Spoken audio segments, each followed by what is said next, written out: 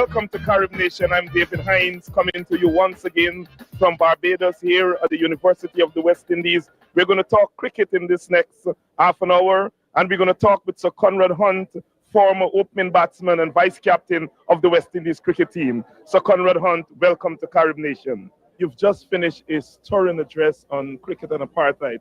Talk for a little bit about Sir Frank Worrell, the person whose tonight's lecture was dedicated to.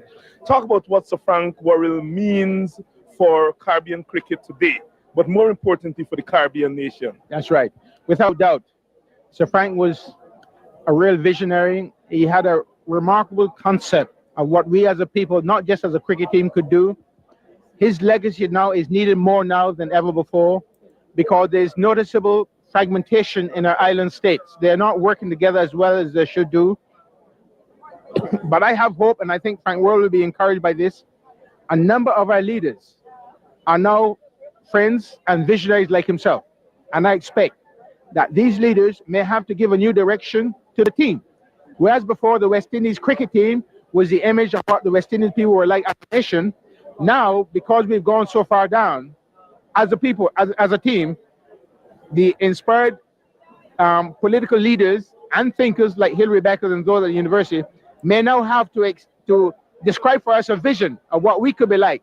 And out of that will come a new West Indies team again. You're making the link between cricket and the wider society. You said in your lecture earlier that until the Caribbean can realize that unity, that regional spirit, that only then our cricket will rise again. Let's get back to Sir Frank Worrell. You were vice captain to him. Tell me about probably one or two things that you learned under Sir Frank Worrell. Well, without doubt, the thing I learned most was his grasp of the West Indies team as a remarkable force for good. He used to say to us, gentlemen, we've come here to win the series, no doubt. But beyond that, we've come here to win the respect and the admiration of the Australian people. That was during the tour of 1960-61 in Australia and Tasmania. So he always saw beyond the boundary to what we as a people could be and do, always. And he used to say to us, we're not just cricketers, we're statesmen, we're ambassadors. So we must live like that, and we must perform like that, no matter where we are and how we are. And I think that was the greatest legacy he gave to me. And that's what I tried in my own life and in my own sphere to uphold ever since. You played under Sir Frank Worrell, you played under Garfield Sobers, two of the eminent captains in our time. Talk about our present captain, Brian Lara, and talk about how he fits into that long line of distinguished leadership. Well, one of the important challenges for any captain of West Indies is that he, in fact, occupies a position, in some sense, in quotes, greater than a prime minister or president. Only in the sense that 5 million people in the Caribbean are looking to him for some direction and some leadership. That is a terrible responsibility. Brian is what I call one of the new generation of people who've grown up since independence. They're 2 generations after post-independence, and they're 3 decades away from the thing that stirred us and make us great. Consequently, I think at the beginning, Brian did not understand this very well, and it affected him. But since the loss to South Africa, and since our victory in Sabina Park in the second test match against Australia, I have noticed a change in Brian Lara. I noticed a more humble person, a more realistic person. He's a terrific batter. I mean, without doubt, he's a genius as a batsman. And whatever happens, he needs to bat, make runs for West Indies all the time. And I'm glad to see that he's not only now making runs, but he's beginning to captain the side in the way how I would like to see him captain the side. You spoke movingly tonight about the fact that you were born black and you were born poor, you were born disenfranchised, and you trace the path from then to now. Link all of this up for our viewers. Yes, indeed. I've got this inner understanding of life that doesn't matter where you were born or how you were born. What matters is how you achieve, what you achieve in life, and how far you reach. So from quite early in life, at age 11, I got a vision that I was meant to be one of the outstanding people in the world. I was meant to be somebody. It so happened that I had this gift for cricket, so cricket was my vehicle for upward mobility, both socially and economically. So that is why I say I rose from poverty to plenty, from being discriminated against because I was black to being acclaimed because I was bright at cricket. And I exchanged my colonial past for an independent present. That did not give me the right just to look after myself and feel proud or puffed up. I believe my name and fame was given to me so that I might use it to help lift fallen humanity and to encourage other people also to rise from where they are, no matter how they were born or where they were born. They have within them what I call acres of diamonds. And life is about discovering what their acres of diamonds are, trying to learn how to discover them, develop them, and display them for their own benefit and for the benefit of others. And I think that's a very important lesson I can pass on to the youth. And many people do not know that when you left the cricket field, that you went on to a bigger field, that you used the fame that you got from cricket to help humanity, especially fight against racism. Your experiences in England and later on in South Africa. Talk a little bit about your experiences in England. That's right. In 1967, I retired from cricket earlier than I needed to at 35 years of age because I had a little bit of bad knee, but also I saw there was a growing conflict in Britain at that time. The West Indies team in 1963 were hailed as heroes. The West Indies team in 66 got poison letters in the post saying, "What are you doing here? This is not your country, go home." Because there was a fear in England that the many people coming in from the former Commonwealth into England would somehow lower the standard of life there and cause conflict. The opposite would be true, in fact, if they'd opened their doors and their hearts well. So I saw that as someone who was respected by the white and who also had a touch with the black, I had a part to play to build bridges between the two countries. So when I retired in 1967 from cricket, I then used my contacts to work up and down 33 different communities in England, trying to talk to the police, the trade union movement, the employees and things like that, as well as to the immigrants, and so that we could build a multiracial society in Britain for all to share. And it is no secret that when Martin Luther King was assassinated on the 4th of April 1968 in Memphis, Tennessee, there would have been racial violence in Notting Hill in England. But because of the 6 months I had to work in England, rather than being with the West Indies team in Jamaica, I was able to meet some of the top leaders in the Black Power movement and persuade them that violence was not the only way to bring justice, that we had to find, like Martin Luther King, a non-violent way to bring justice. And because I had worked with them before King was assassinated, they called the demonstration off in Notting Hill that they were planning. And that saved Britain, I think, a lot of maybe lives and hardship. And I'm very grateful for that. And from then onwards, the police asked me to train them in multicultural strategies and tactics to deal with a new situation in Britain, which was very new to the country. And then you ventured into South Africa, at that time most notorious for its apartheid system. Tell us a little bit about your experiences in South Africa. Well, because of my experience in England, I worked there from 67 to 80 with visits to other parts of the world. I went to Australia, New Zealand, Papua New Guinea. But with that experience, my friends in South Africa felt that I could play a part in meeting people privately, individually, and help them to bring understanding in the white community and bring hope and healing to the black community. So I went there on 6 visits from 1976 to 1989, meeting people in all different walks of life at all different levels. And I was always able to use my own experiences, my own background, to give them hope that maybe someday, I don't know when, I don't know how, a solution can come to them. But meanwhile, they had to prepare themselves, because bitterness destroys the one who is bitter and does nothing for the justice of his cause. So I tried to get the black people to shed their bitterness, but not the justice of their cause, in order to build for the future a South Africa for all black and white that they all could be proud of. And so as a result of that, I then went back in 1991 as a cricket coach.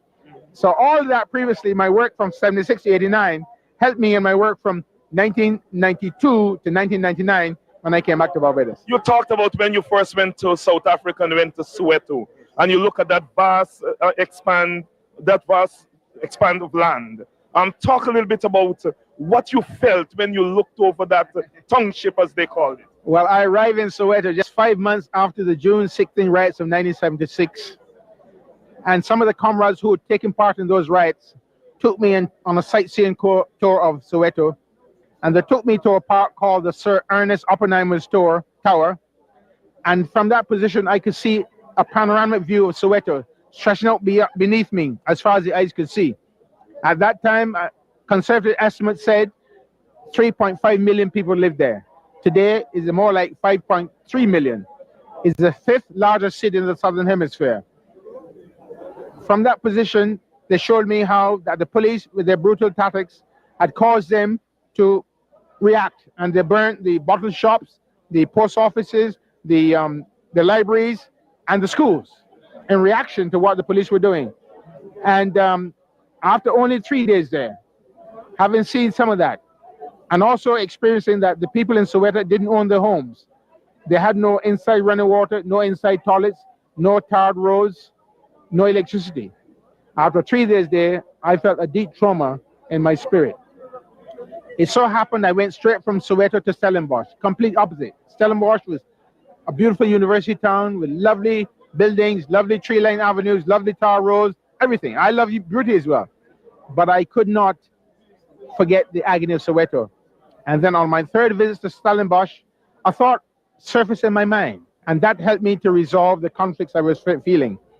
The thought said, Soweto and Stellenbosch are two extremities of the same human reality. The white man needs the black man needs the white man. And by the most drastic change in the black man and the white man, South Africa will be a partner of unity for the world. Now, I carried that hope of an answer with me in my 6 visits to South Africa, as I said, between 76 and 89. I didn't know how it would come, and I didn't know who would bring it. But then Nelson Mandela was released from Robben Island after 27 years. He was the hope, and he breathed the answer. He brought the answer. Sir Conrad Hunt, and oh my,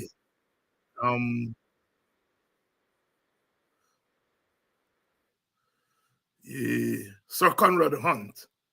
I was blessed to speak with him.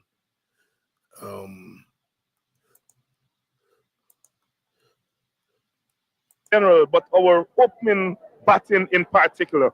Talk a little bit about what you see as some of the deficiencies of our batsmen these days. Our present batsmen, especially openers, do not move their feet enough. When you open an innings and the ball is moving around and is new, you must be like a ballet dancer. You must be light on your feet. You must be able to move forward and backwards, sideways, and otherwise very quickly at a drop of a hat, because that ball is coming at you almost like 90 miles an hour. A number of our cricketers need to learn to skip. Like any boxer, Muhammad Ali, when they prepare for boxing, that's what they do, they skip. They must be light on their feet. Secondly, some of them show some very glaring technical errors. They play across the line rather than straight. And I think that comes out of a lack of proper coaching in the last 10, 15 years. Not so much the technical stuff, but the mental and psychological stuff. Chaps were not, I don't think, enough sharpened in their mental acumen. They were not taught how to think, how to visualize, how to set goals, and how to overcome negative influences. We're going to have to instill that now in the present team, because I think it's not too late. It is late, but not too late. We can still do that. But even beyond that, we're going to have to go back now out in our villages and our districts, where a lot of us came from as raw youngsters with raw talent. We're going to have to find the new talent, inculcate in them these qualities, bring them on, and West Indies will one day be great again. Do you think that one day cricket has had a negative influence on our batsmen? I think so. I used to think that even the mature players, because they were mature and set in their technique, might not be affected. I'm beginning to change my mind. I think the one-day approach has affected our ability to concentrate over long periods for the 5-day test match series, even for the mature players, and especially for the youngsters whose technique is not being formed.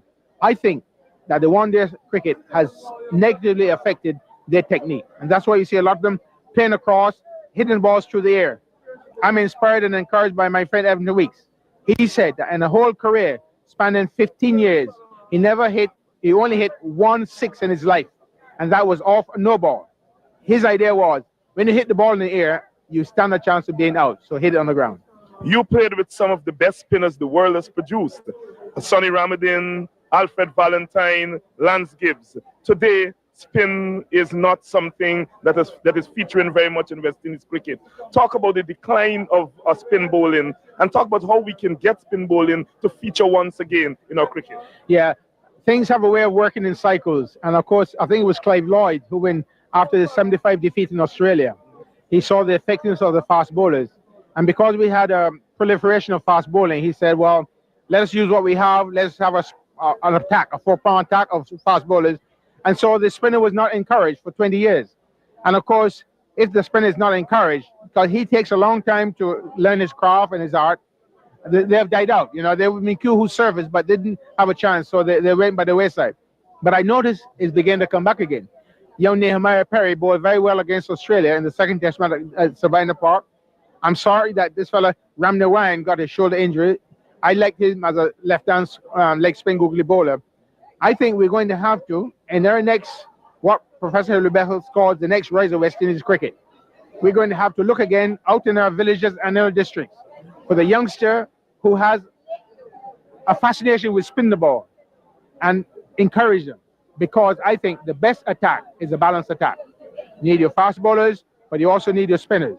Because on the day in which the batsmen get on top, you're going to need somebody who's going to come in and bowl long overs, but good overs, like a Shane Warne or McGill, and give you a chance of getting wickets. So Conrad, you played some brilliant innings in your time. Probably the most memorable was your 260 in association with Sir Garfield Sobers during his record-breaking 365 in 1957 against Pakistan. Relive that innings for us. Well, that was a remarkable time because Pakistan battled first and got only 108. And so I went up with Rohan Kanai and opened the innings. And I had a feeling something remarkable was going to happen because the very first ball from a fellow called Khan Mohammed, he seemed to be trying to bowl a bumper to me. And so I was already in position to try to hook, but the ball didn't get up. It kept straight down. But luckily I had kept my eyes on the ball. And as a result, I hit that ball off middle stump with a cross bat, which I don't encourage people to do, and went for 4 runs. And I thought my day is in. And it so happened that I got going, and Kanai and I put on 100 runs for the first wicket. And then walked Gary Sobers. And somebody had said, you know, when this young man gets 100, he's going to get 3.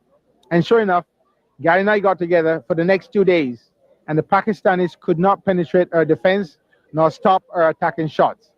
And I was ahead of him by 100 runs. I was going for the partnership record, which was 451, set in 1934 by Don Bradman and Ponsford. I was aware of the record. I made a fatal flaw.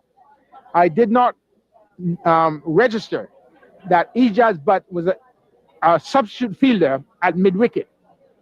I assumed that he was like the rest, leaden-footed now after 2 days in the field. But because he was fresh, I got in line and pushed the ball to his left, certain single, because we've been running so well between the wickets.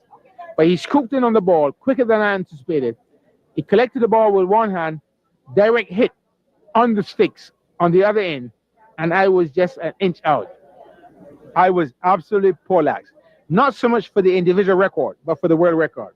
I felt I had let Gary down. I had made a calculated error in my judgment, and as a result, was 5 runs short of that wonderful record.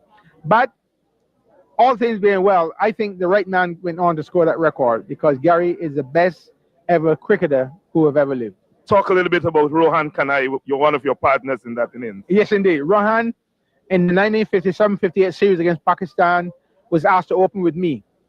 But he's not really an opening batsman. He's really number 3. But he and I put on more 100-wicket opening partnership than any other body. In my whole long career, I had some 13 or 14 extra partners.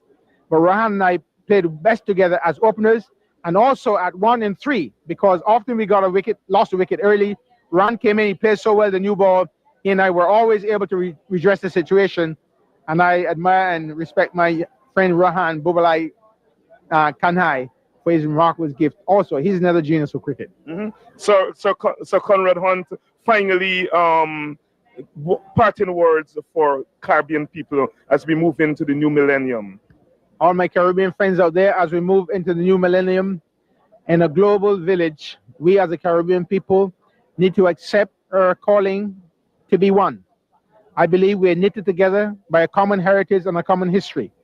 And we must form some kind of a political union, a confederation, if you like, of West Indies states, where our unity out of diversity will be our strength and our glory. And as with the West Indies team, we grew to be the best in the world and eventually brought a new dynamic to the world of cricket. We as a West Indian people, united as one, will bring a new dynamic into the world of the economy and the politics of humanity. Words of inspiration from Sir Conrad Hunt, former opening batsman and vice captain of the West Indies cricket team. Thank you very much for this interview. Thank you. Oh, yes, Sir Conrad Hunt here, and Dr. Adams and young Butcher are waiting in the wing because we have so much to chew on there. I just want to say that I have been lucky, as Conrad Hunt said there, as a poor boy coming from rags and doing some things that I never dreamt I would do in life. I've had the opportunity to teach, to march, to do all sorts of things. But I tell you, some of the best moments is when I speak to people like Conrad Hunt, who made it possible for people like myself to have a voice today. I never saw him live, but I grew up hearing about Conrad Hunt. And it was such a pleasure, to speak to him. And we made plans for me to return to Barbados and to do a series of interviews with him. Our director at the program, Carib Nation, which was visiting Barbados, and on whose behalf I did that interview, we wanted to do a documentary on cricket and politics. And we made plans for me to return the next year. Before then, we got the sad news that he died. He died about 6 months after that interview. I was heartbroken because I was so looking forward to that project. Good evening to all of you, wherever you're joining us from. Welcome to our West Indies Cricket 101. And as I said, my co-panelists, they're now not guests, are waiting in the wings, and I know they've been listening intently to that interview with Conrad Hunt. You know, Conrad Hunt's thesis is one that I subscribe to. I think if our cricketers today have a sense of identity, if they have a sense between what's happening inside the boundary and what's happening beyond the boundary, if they know what they represent, I think we would do better on the cricket field. Yes, we are in the era where we have compromised techniques and all of that, but I think nothing is short of You listen to Conrad Hunt, and he knew what he represented. I've had the opportunity to talk with Everton Weekes. I've had the opportunity to talk with Clive Lloyd. I've exchanged a few words with Gary Sobers, not long, about 5 or 10 minutes. And when you talk to those guys, they knew. I had a chance to have a few words with Lance Gibbs. At the stadium, he was sitting with PJ Patterson. So I had a chance to have a few words with PJ too at the same time. And it was then that I heard Gibbs said, I asked him about Hetmeyer. He said, if you see, take off your belt, buddy. Right? When you talk to those guys, they knew what they meant and what they still mean to the Caribbean nation. To the Caribbean nation. And if I sound a little bit agitated, because I would volunteer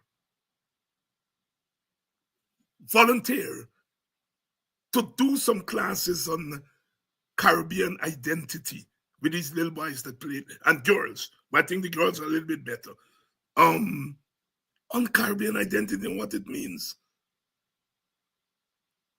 I met Basil Butcher in 2000. We were talking with Sir Carl Hooper at Eve Leary Cricket Ground there. And I remember somebody asking, what you all just listen to? Carl said, by Logie and them band just get a thing in their ears. Then by listening to David Rudder.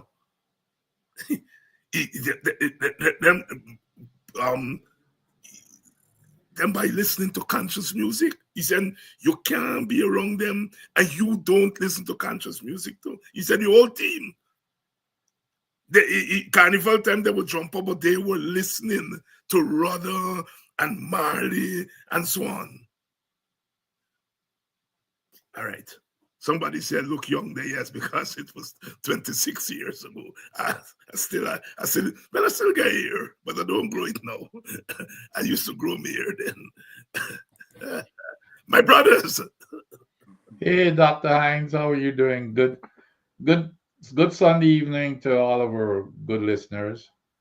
Good evening, Vincent. Good evening, Dr. Isaac. Good evening to your viewers. Doc, I know you saw Conrad Hunt. Or if you didn't see play, you rubbed shoulders with him. Because as he was going out, you were coming in. Yeah, I never played against him. I met him a couple of times, but I never played against. But let me tell you something. That is the best interview when it comes to cricket that I've ever heard, Dr. Hines. As a matter of fact, I think you ought to offer that tape up as part of these academies in the West Indies. Just just talking about cricket and the technique that this man, it was music to my ear. The fundamentals as an opening batsman, you got to move your feet. That is fundamental. He talked about not hitting across the line. We used to be trained hitting the V, especially already hitting the V. If you talk to Yago, that's the Jamaican batsman at that time. They used to sing that tune more than anybody else at under 19. Yago and Sam Morgan and all them. V, you hitting the V, especially already in inning.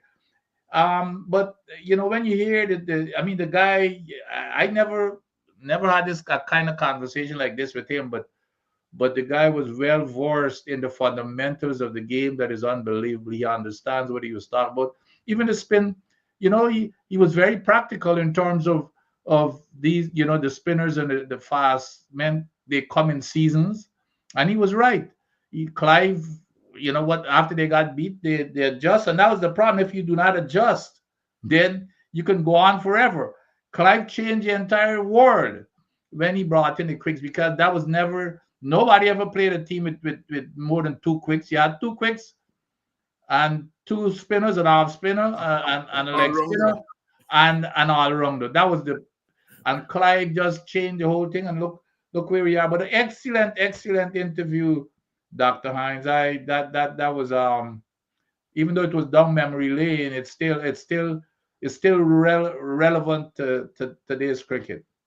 Thank you very much, Doc. And after that interview, Sir Conrad Hunt, Basil, he said to me, it's good sometimes to speak to people who are not cricket commentators, but understand the game. And he enjoys that kind of interview because he says when you speak to a cricket commentator, you're talking cricket. And when you speak to others who are not full-time commentators, you get a chance to explore cricket beyond the boundary. And he said his generation didn't have much of an opportunity to talk to such people. And he agreed right there and then for the series of interviews that we had planned for the next year before he, his untimely death. Basil, your thoughts?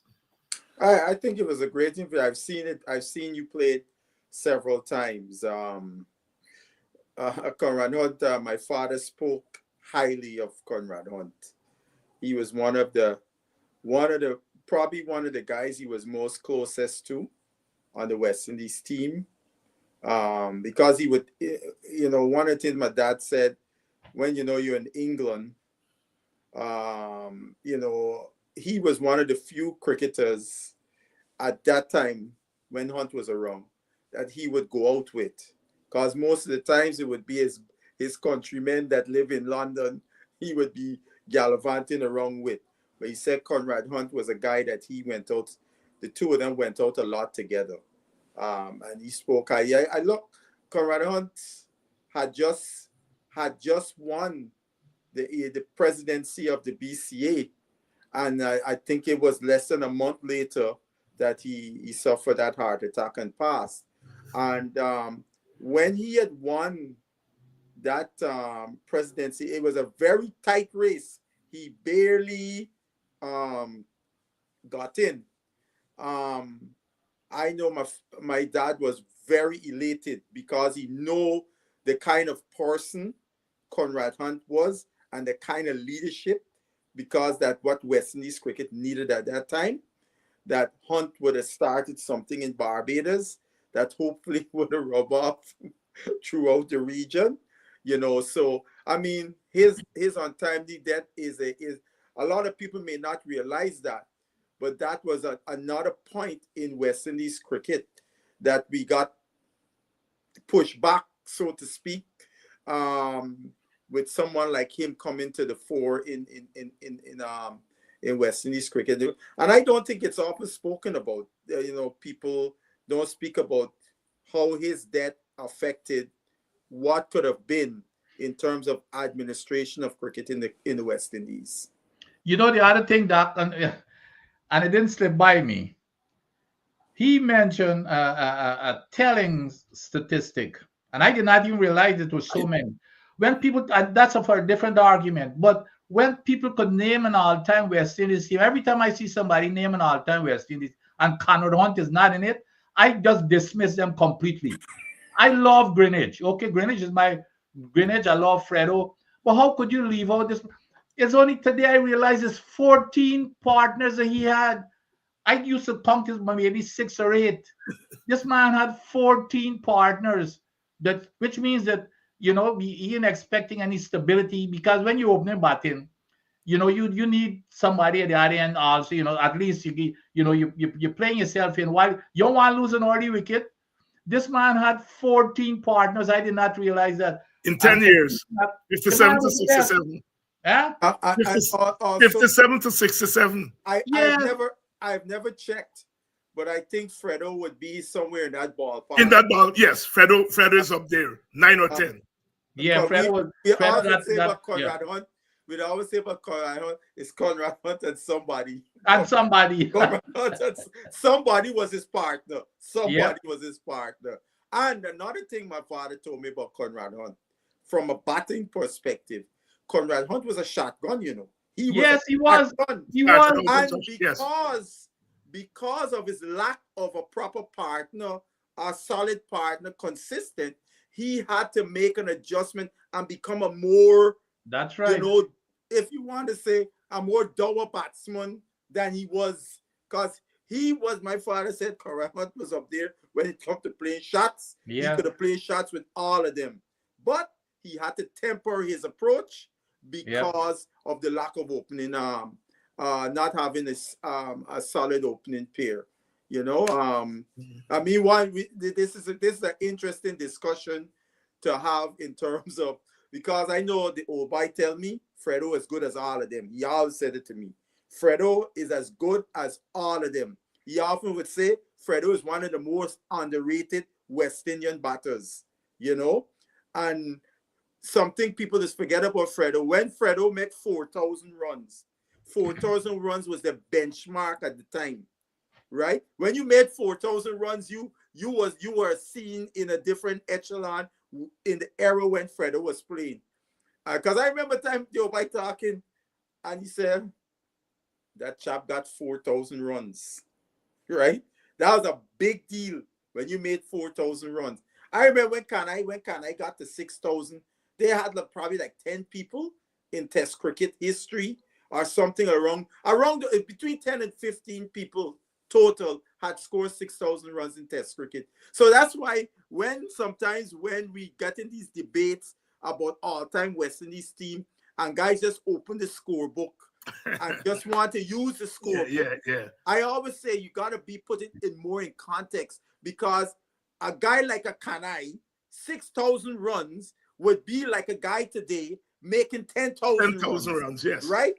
Fredo with 4,000 and the Kali Charans and those guys, that's like 8,000 today, right? Yeah. Because and more so, if you look at Kanai, and I've made this argument before.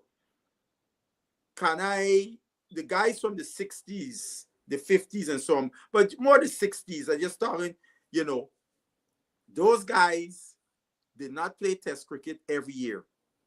There were years they did not play Test cricket at all. And then there was like a year gap. Even if they played from one year to the next, there was a year gap in between one season and the other. yet they were able to maintain their excellence. Now today, if a guy misses a year of Test cricket and comes in, we could see, being away from the game, what has happened, right? And I think also that is a testimony to the level of competition that was in our domestic local cricket, that those guys could be playing club cricket and playing regional cricket and maintain that level of performance, that when they play the next test match, they score in hundreds. Hey, but you know, the other thing too, and again, I'm glad you brought that up, Basil, because even in my time, all of those guys who played in England, you know what they used to come back home for? To play inter-county. Not Shell Shield alone. Them guys used to come back home to play inter-county. Jones Cup. Jones Cup. So it was that interest in cricket. They never, they never felt that they're too big. As soon as they land back home, I know, men, if DCC people like Clive and Fredo, they would land back even in the morning and they put on the whites to play Case Cup. Men used to come straight from the airport to the ground. That's right, to play, That's right. come and play Case Cup. Yeah. Gentlemen, I want you all to zero in on this, because I had heard, one of the things I heard about Conrad Hunt is that he was a gentleman. Mm-hmm. My father said that. Yes, gentleman. I heard the big men would say that in my village, that he was a gentleman. And I also heard as a child that there was some whispers when the captaincy was handed to Gary instead of him. Yeah. And that he had some personal, and so that reason that I particularly asked him. And I think he started the question. Yes, and he did a nice glance of the. Oh yes. I'd heard that, and I'd heard that he always felt that Kanai was a better batter than Gary. I don't know about that one. I don't know. I'd heard of that too. No. I'm telling you. Yeah, No. Hence the two questions that I asked. But that could be so. Right. Hence the two questions that I asked. But forget about the Kanai stuff. The Sobers thing. Adi, when you came in, what you heard? No, I have never, to be honest, I've never heard that story about him being. He's not the kind of guy to go out there and whine and so but I've got to admit, I've never heard that story that he was discontented with not getting the captaincy. I've never heard that part.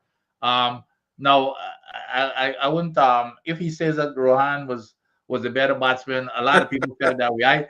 I used to feel that way too, but you can't go against Cherry with the numbers. No, so, I still feel that way. But so I had an interest in hearing him on Kanai. So I was just saying that was the reason, because before I did the interview, I talked to quite a few people who knew him, as a decent interview should do, right? Your subject. But what did the old man tell you about the captain? No, I had heard, because if you remember, he was a vice captain. He was seen as a person that when Worrell retires, that he would be the guy to take over.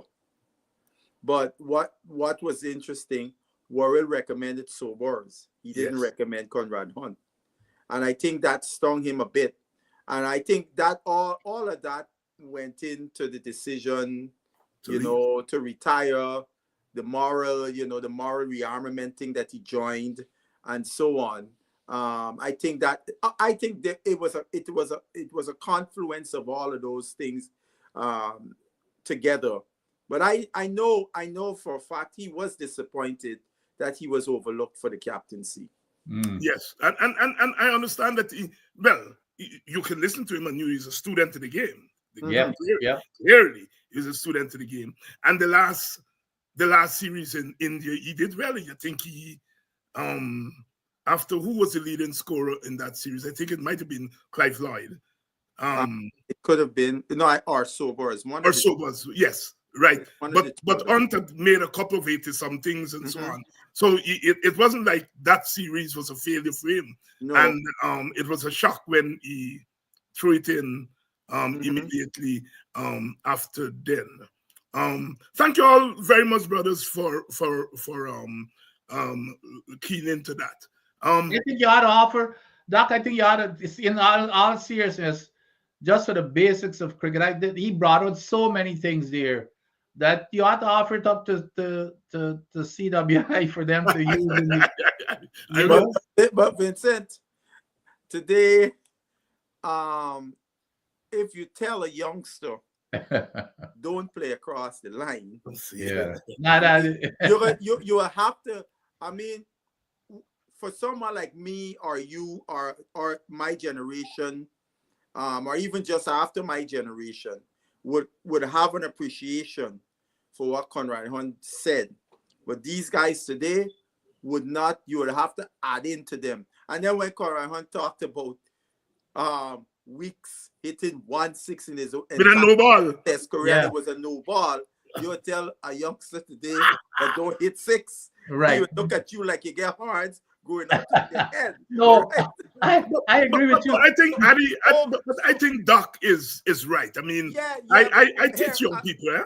No. Here. The thing is, And Marcel, I am not saying you don't. What I'm saying is because our thing was initially when you get it, you come in, when you start your inning, you play in that V. You play with a straight bat. Yes.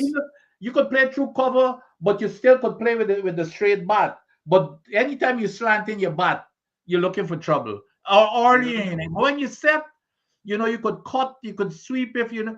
But is that early part of the inning that is really, really critical that you play with. Your father used to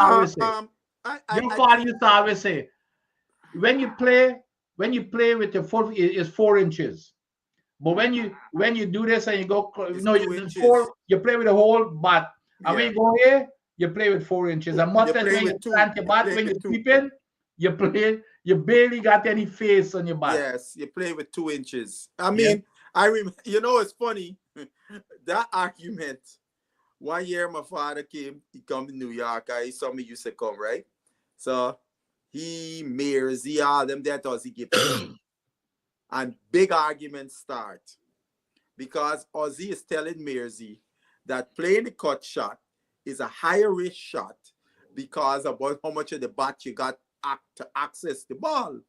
Well, Mearsy, because he was such a good cutter, don't want to hear that, and was big argument. Now the umpire had to arbitrate and say, Mearsy, vertical is the full face of the bat. When you come angling the bat horizontal, you're not presenting the full face of the bat. So it is a higher risk shot. That is why you get a lot of top edges when you cut, right? Because it's not the full face of the bat you're presenting. You'll get more top edges cutting the ball than you will get the edge driving the ball with the full face of the bat. No. If you're a genius, you could break the rules. I mean, no. I mean, if Viv Richards. Because Viv Richards played across the line. Yeah, I mean, he was a genius. This playing across the line is a misnomer. Yeah. Because if you get close enough to the ball, exactly. You can hit the ball anywhere. That's my the father. point. People used to tell me, "You father Butcher was a man used to cross because he could hit the ball from outside the off stump to the onside." I remember a guy who played against him, played for Trinidad, a seam bowler, a man late Selwyn Caesar. I called him a time because he played in the early 60s to ask him what between my father and Seymour Norris, who he thought was the better batter. And he said, Basil, I'm not going to get into who's better between Norris or your father. But I will tell you this. Your father used to hit my stock ball, which was the outswinger, between mid-wicket and mid-on. I did not understand how he could take my ball that's supposed to be going to slip and hit me between mid-wicket and mid-on. No, you would say that's cross bat. But Butcher was getting the full face of the bat. That's exactly and correct. hitting it along the ground between mid-off and mid-on. That's why I'm saying, similarly, when Viv used to press onto the front foot and hit you from outside the off stump through the onside, because he was right on top of the ball, so he could hit the ball wherever he wants. So guys like that are hard to bowl to because they got a multiple amount of shots for the same ball. Because that same ball, they could hit you through the onside as well as the offside. So now as a bowler, that's why Mr. Caesar said to me, Basil, between the two, your father was way more difficult for me to bowl to, right? But the key though, Basil, even though he moving it from the off stump to the leg side, is still the full face of the bat. Yes. And the other thing is he's getting behind. Look, the best that I have ever seen do that, which I thought he was a better batsman than Jim Allen and all them, even better than Viv, is a young batsman from the islands named Livingston Sargent. Yeah, Sargent, yes. And I remember playing in my debut game in St. Kitts and ram the race with his outswing. And I cover, you cover, you take the ball, you shine it, you give it to the ball. And I look at this boy and this boy on drive ram. I said, we ball and swing you on drive ram. I said, Ram, hit some outswingers around the half. So by a Ram run up, hit the outswing, the man down mid wicket. I said, Ram, go a little wider. The man down mid wicket. Well, no, I ain't going close to Ram now, I'm taking the ball. I'm taking the ball on the throat. but Basil, but you know something, what you're saying there. And again, too, that's why I said, Dr. Hines, the cross batting, you gotta put in, because my father's back swing, it was like a loop. Yes, it allowed him to access the ball. Not everybody could do that because of that loop. You know who had a loop similar to my father? Hashim Amla. And you remember how he used to take the ball and to the onside? When I met Hashim Amla, I took a picture with him in Florida. I said, Mr. Amla, you know that loop you have? My father played for the West Indies. You could Google him, Basil Butcher. Similar loop. I told you about Amla. And one day, finally, South Africa playing, and he get to see, say, yes, very similar. Yeah, but and that's why you can access with that loop. But if you come in with this regular bat, you better make sure you get close to the ball. There's a funny story with that. So when Butch came up to Lynn and used to coach, you better bring your bat straight. You bring your bat straight down. So right. So you're not playing. Of course, you don't question Butch and stuff. So one day we gaff and I said, man, but how come you just bring your bat from? He said, do as I say, not what I not.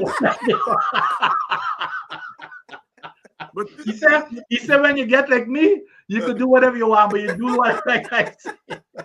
One of the cricket geniuses in terms of analysis, again from my village, man named Rugum, Mr. Philander. He said there is a difference between cross slugging and taking the ball because of skill from outside the off stump. Exactly. He was very clear. Exactly. Very clear. Exactly. Because he was a Richards man, and when people tell me he cross slug. No. He said, no, the man is not cross slugging. There's a difference. The other thing that you can do, as long as you get to the pitch of the ball, I don't care where it's going, you can hit it in any place. Exactly. But you gotta get to the pitch of it. Exactly. Like leg spinners, because remember when a leg spinner bowling, the offside got more field. But if you but if you can chip in and get to the spinner, you could hit them through the onside where the gaps are. So as long as you get to not me alone, but many people off spinners too. You get to the pitch of the ball and you hit it through cover, through the offside. Reminds me of Sir Carl Hooper, who used to treat Ram Narayan like a little boy.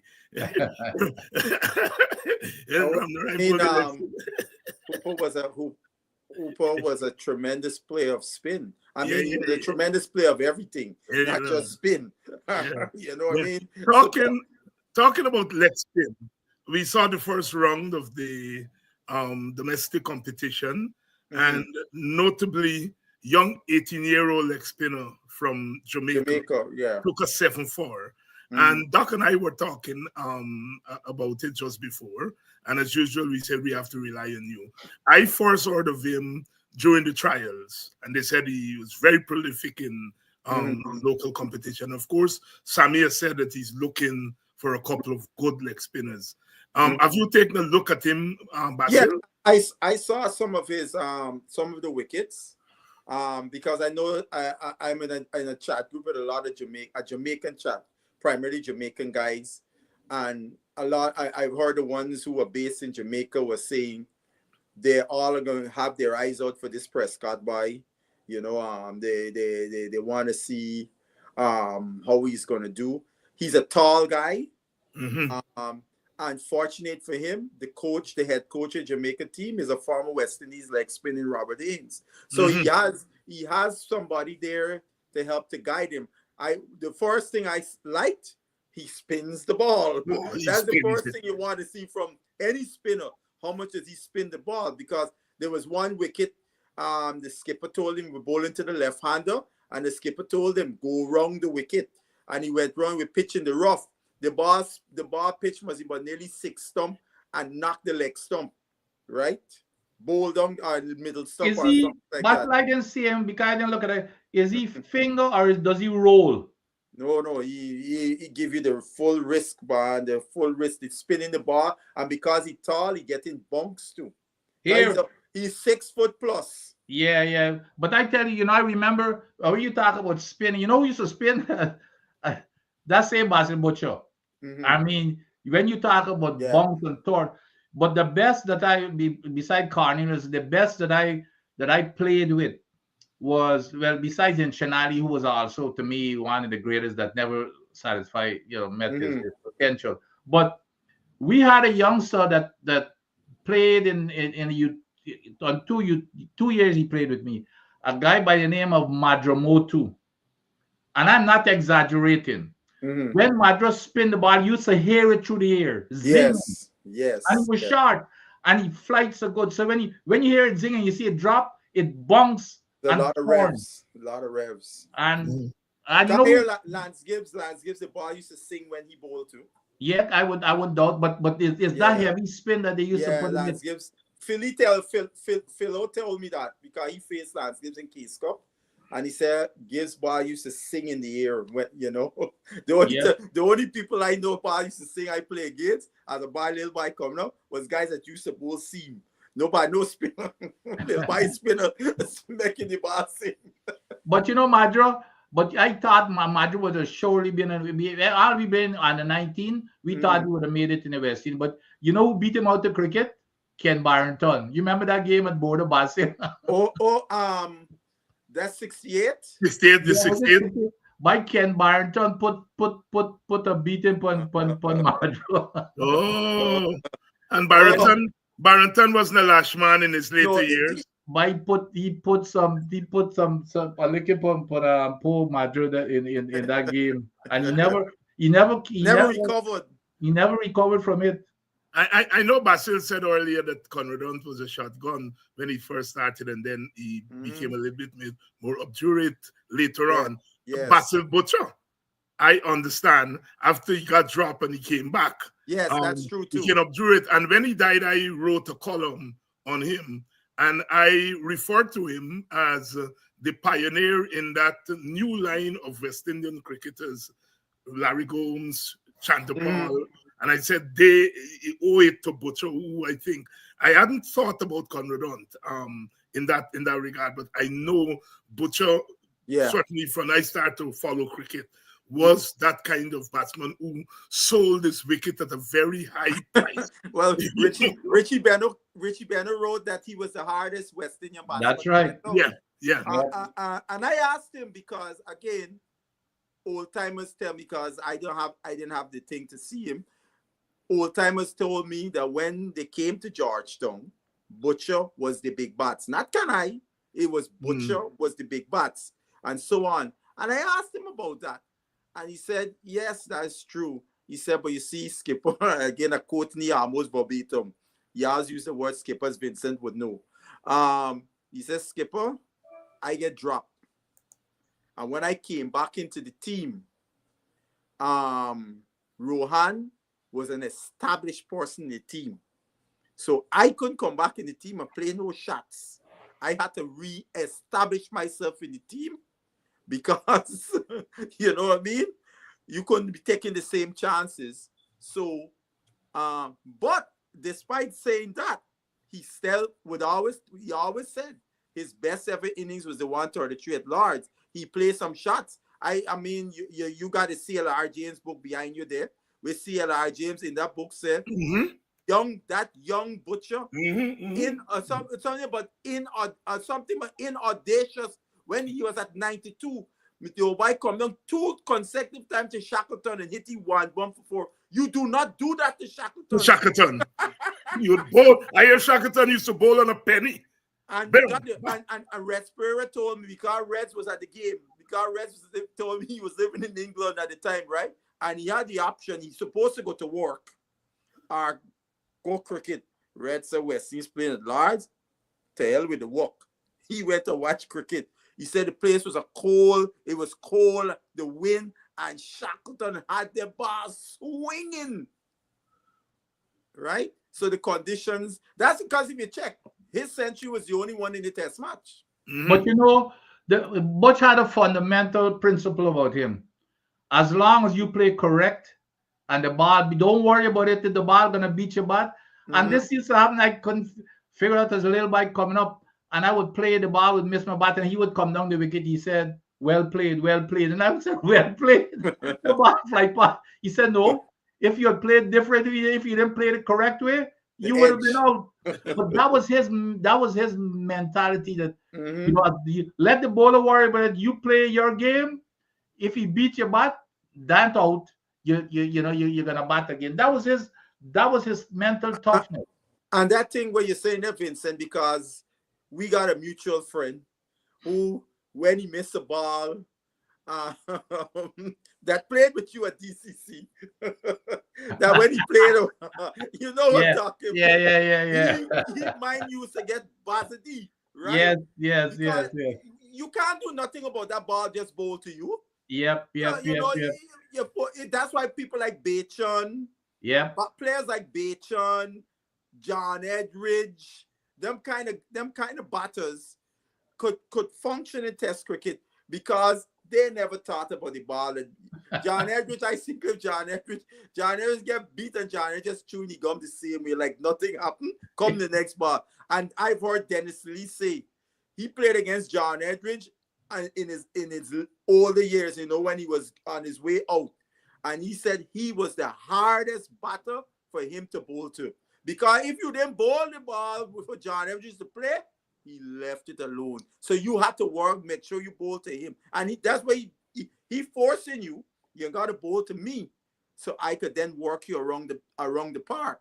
Or if you bowl outside the awesome, all right, get beat, just chew me gum, tap my bat and ready to go. You know who's another one? Who's another tough? I'm glad you mentioned his name, Bacon. Me and Bacon opening a game, which I can't remember, but anyway, at Bordeaux. And Bacon, you can push and the crowd start booing you. Well, the worst thing is especially when you're playing home, is for the crowd boo you. Bacon come down to wicket, Bacon say, oh, they're booing, and I get more balls for Blatt now. Just like that, it didn't bother him one bit. I just show you how people, that's the mental toughness that you focus on your game and you could care what the hell is exactly. You're oblivious. That is how that's how you become so. I never forget Betty say, oh, the waffle boomy. All right, I can Blatt mobile now. Them boy used to say in the village, my bitch on you. Yeah, right. Here, you know funny? I played a little club match here in Jersey. 40 over match. Mark come in last pair. And you figure you're looking for get runs. He come in and blocking. And I there on 4 wickets. I want to get 5. I want to get my trophy. And so I said, buddy, it's 40 over here, Butch. I come in like Leonard Bacon for you.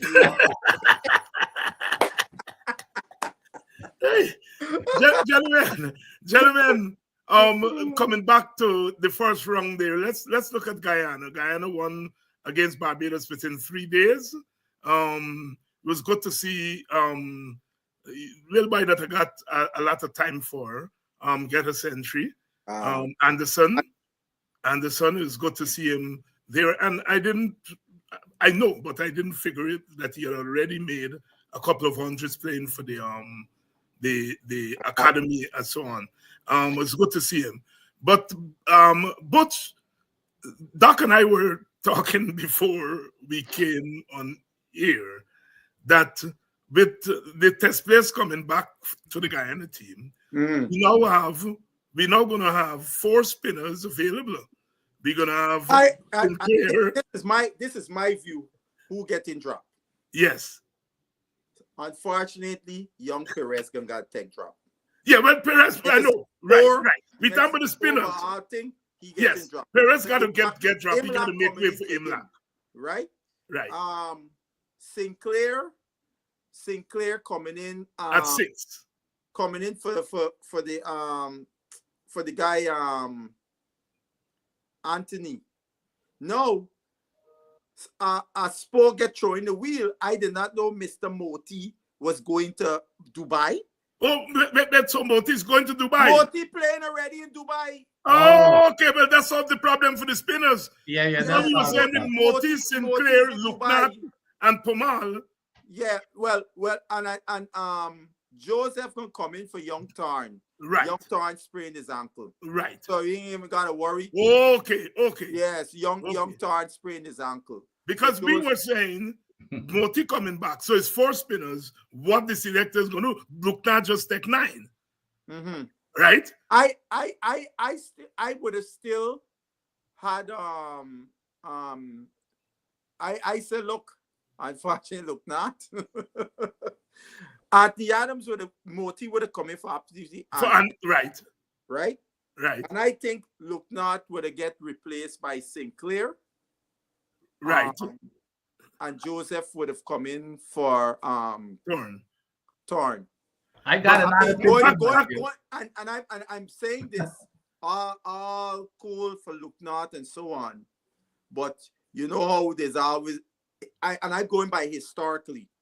Test player come back, buddy, regardless of what you do, you gotta play the test player. That has a difference. If you remember that, because you would have been following this cricket even closely at that time, when Carl Hooper was the captain. Kevin Darlington was having a hell of a very good season. But the test pacers came back, Rayon King and Colin Stewart. And Darlington had to sit down. Despite the fact he was having, I think Darlington had like about 18 or 16 wickets already. And he had to sit down. Similarly, Gavin Ned. Yes. McGarrell came back. Gavin Ned had to sit out too. Gavin Ned at the time had just got a 5er, just like Mr. Luknat. He had gotten, I think, it took like 6 or 8 wickets or something in the match. And next match, test player got to play. I got Adams has a different take. I cannot drop Luknat in sort. This man comes in at a young age. He's full of confidence, right? You know who I would have gone with? I know it's going to surprise you. Pomal had to go. Pomal has no future in West Indies cricket, and Pomal is not the same bowler. If I got Pomal, especially if I've got Moti, I've got Luknat just Moti not there, so yeah, but that's what I'm saying. That's the problem. Okay. Yeah. I'm saying if Moti was there, the spin I would have dropped was Pomal.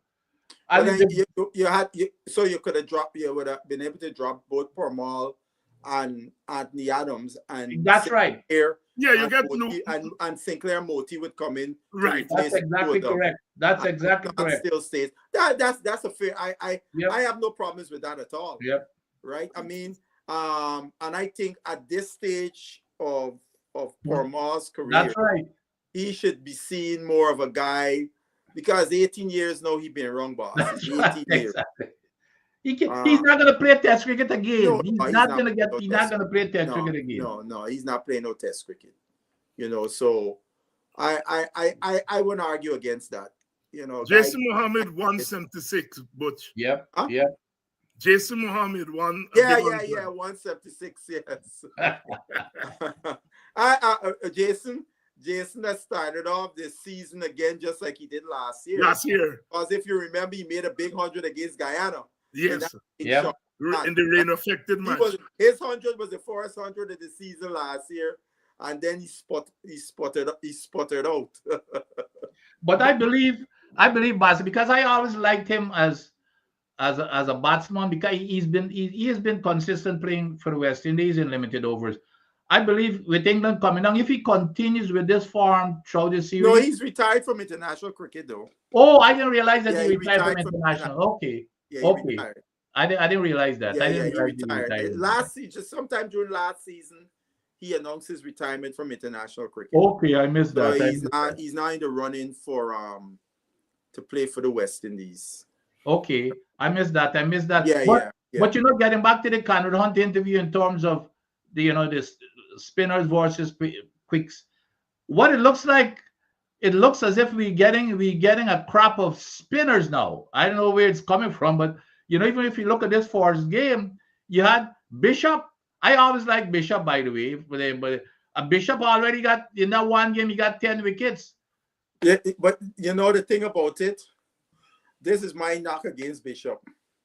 He got to bowl a lot of overs to get wickets. So if he got to bowl so many overs to get wickets at this level, what's going to happen when he go up to the next level? Because between him and Ned last year, the two of them were far and away the guys bowled the most overs last year in the first class season. They both had a lot of wickets, but they bowled a lot of overs. Because the academy team last year, you look at the score, you look at the bowling thing, Ned and Bishop got like 30-something overs and the rest sprinkled in.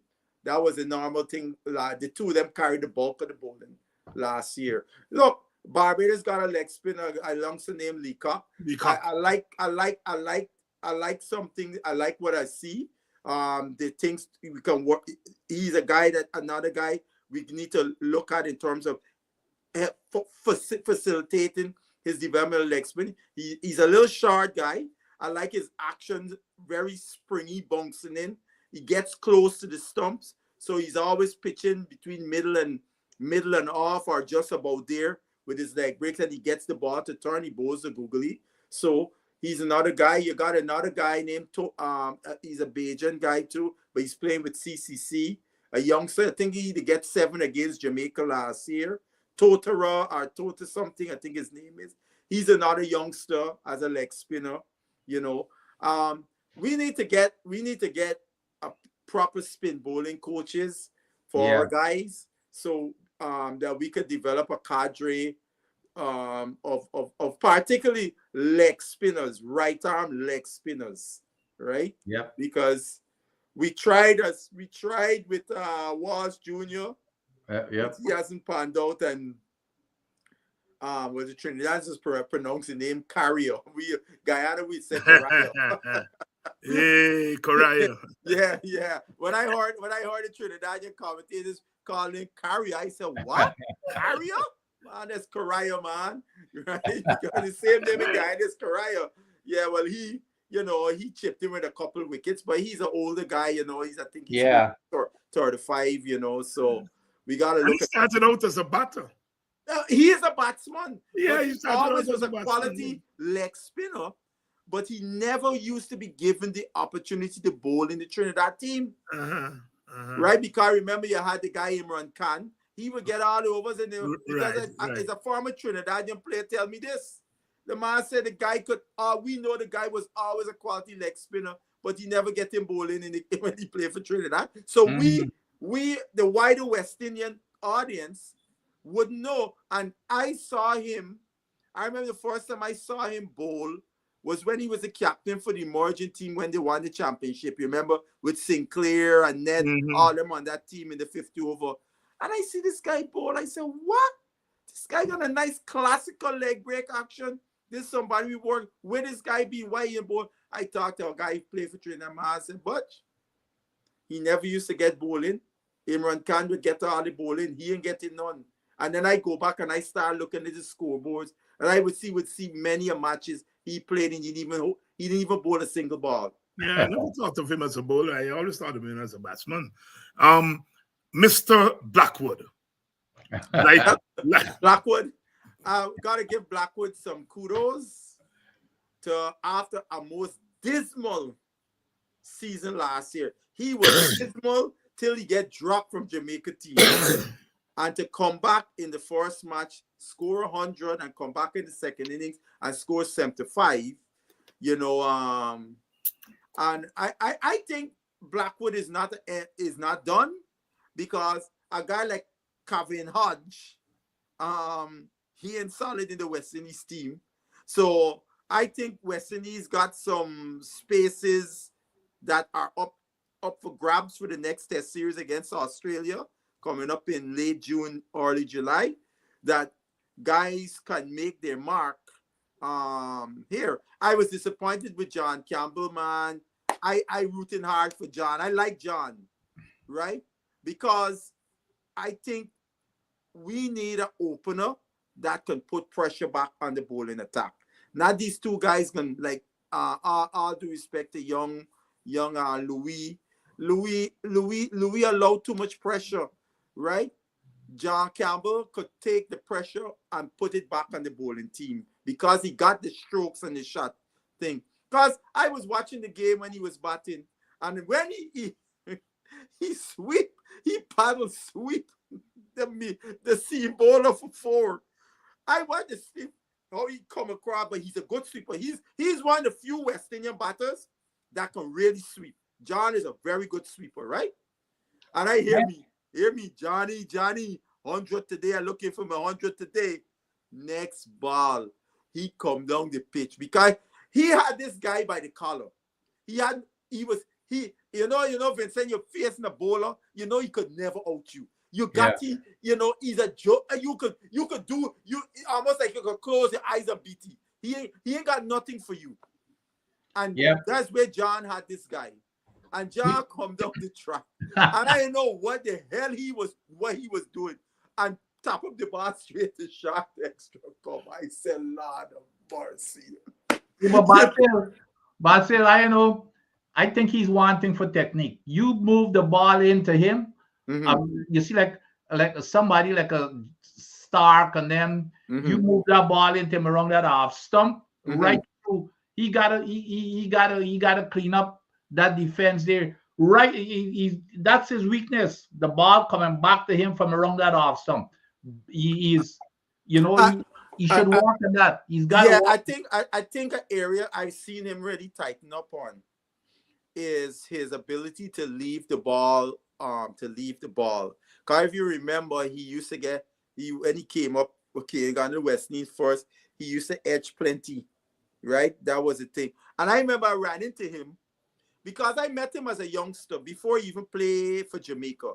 I met him when he played on the 19 in Connecticut, because the same time when the Obai and Solomon and them, they get inducted to the Hall of Fame, then the Guyanese guy up there, his relative have a nice bar and a restaurant.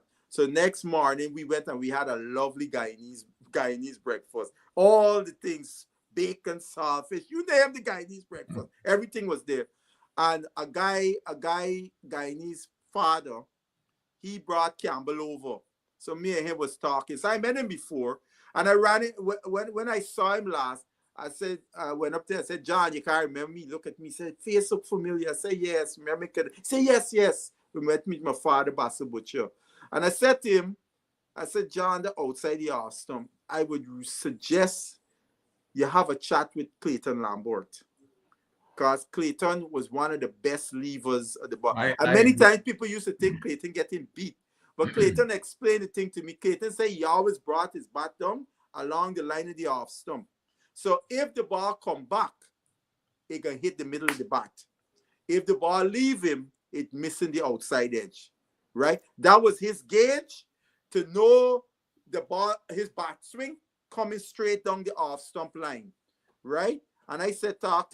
I don't know if he never did talk because I spoke to Clayton. I gave him Clayton number. He never think. But I noticed he employs that similar technique. You would see him bring the bat down along the off stump line, and it looks like he's getting beat, but it's just to cover the off stump. So if the ball coming back in, it can hit the middle of the bat. But just going back to this Blackwood, what that tells me that this guy is now, he wants to prove a point. Correct. Which is what I like. Yes. Okay? He has done a lot of work for him to come back like this, which means he must be running every morning, doing what, practicing whole day. because the West Indies team need a Blackwood in this Yeah. with experience and this kind of, we need a Blackwood up in the order area, right? So Mhm. if he maintains this, I mean, I'm really impressed for him to, after getting dropped and every coming back. No, Mhm. that meant he put in a lot of work to come Yeah, back, yeah, and he yes. wants to prove a point, which is something very, very good. That's a very good point, Jason. That's why I pointed that out earlier about the dismal season he had, to the point where he actually got dropped from Yeah. the Jamaica team. And for a guy who's a test player, that you get dropped from your Yeah, regional yeah. team, you really down in the doldrums. But to get up off the mat shows the resiliency that you have. And for test cricket, more than any other formats, resiliency is something that is a very critical, you know. And also it tells you something about his character, Yeah. this guy, because I know Blackwood. I saw an interview with him a couple of years ago. You remember when he got dropped from the team because he came back in the team because your boy Dr. Hines did not go to England. He opened the door for Blackwood to come back. You remember that, right? And what did Blackwood do? Promptly in the first test, scored a match-winning 80-something. The one test match that we won, right? And right there, he carked your boy duck. Your boy get duck with the 80-something, right? Again, so it tells you something about this guy Blackwood. That, you like that by his character. And hopefully, if he gets back into the team, that he don't play some of them shots in his whole head and say, Blackwood, this is what you was thinking, buddy. What were you thinking? Where the shot come from? Where is Mr. Chase? Chase is also in Dubai. Jesus Christ. He's on the same team with Pollard and them. Ah. Yes, and Moti's on the same team with Narain. I saw Moti because I one of them guys in WeChat said Moti Hetmeyer is going up against a team with 6 West Indians, including Moti. I said, what the hell is this? Moti gone to Dubai. Why looking for cash in? Yeah, but I don't look at them. I don't look at them. I already look. I don't look at them just to see. Yes. Who were these 6 West Indians? Just Indians, yeah. And it was, you had Narain, Russell, Moti, Mayers, who else, by? It's 2 more. There was 2 more of them. Lord. Hope now that you mentioned Mayers, I still believe the Mayers, I would bring back Mayers as part of the test team. Not even the ODIs alone, but Mayers, to me, the man proved himself as a test batsman. But he doesn't want to play. He doesn't want to play that. That's a different story. And that's a question we also got to ask.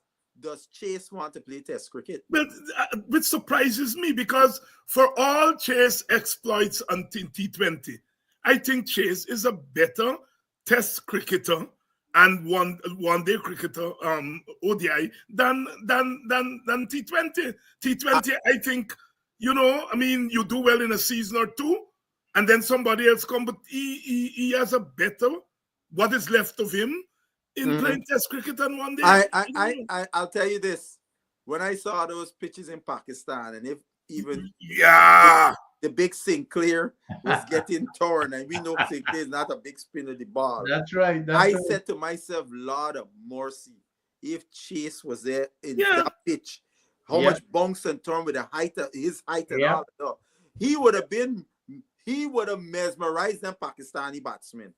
Yes, and he naturally does what Warwick learned to do, which is slow.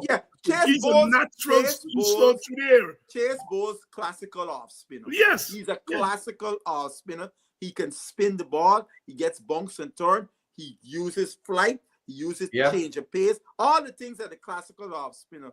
And I've asked the Bajans in the chat group I'm in with them. Anybody know if Chase said whether or not he was not available to go to Pakistan? Here somebody said that's for the DOC. You should I said, wait, all of y'all, some of y'all and they don't know Chase personal. You ain't got y'all didn't know somebody who know Chase personal that could give you the insight as to whether or not he was asked to be available or not, you know. Because I want to know, because I thought Chase would have been a serious asset there in Pakistan, both as a batsman, because you know he's one of the better players of spin in the Caribbean, and his bowling, he would have been a handful in those conditions. Yep. Jimbo continues to take wickets. Jimbo will always take wickets, but he ain't playing back for West. It's one of those. You know what that's like? You remember Devon Smith?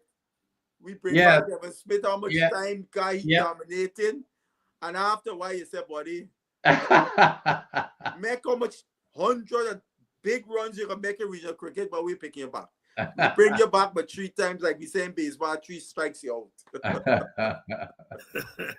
That's it, but Doc, last week you were birthdaying, and so we didn't get your take on the second test match that West Indies won in Pakistan after 34 years. Yes. Before we go, your take. Well, it was, you know, there were some highlights that were very impressive. Of course, there was some disappointment too, but it was a one-man wrecking crew. Let me face it. Okay, this was Warrican. Warrican in both. Do you realize that Warrican made the most runs and took the most wickets? Yep. And do you realize it was because of, basically, in my opinion, that's last wicket 68 partnership that really won that game for us. So, you know, Warrican had a good show. And by the way, also Moti. Interestingly, I looked Moti up. was the second highest scorer. This can't be right. Warrican made the most runs. Moti was Moti made the most, the second most runs. And then Brathwaite. And then in wickets, Warrican took the most wickets. Moti took the second most wickets. So where was the rest of the team? I mean, if these two guys could have made runs or batting, so in terms of a positive, and hats off to Warrican. Warrican had more wickets. A lot of people didn't realize Warrican took 19 wickets. He had more wickets than the spinners from Pakistan who they set up the wickets for. I think the second one, the spinners had 16 or something. Warrican had 19. This guy had an outstanding series, so to speak. But he won that second game for us. But my take in the bigger picture, this was proven for the third time, where we took a second 11 team, basically. Third 11. Third 11 to Bangladesh, to Australia, and now to Pakistan, and pull off what we thought would have been a miracle.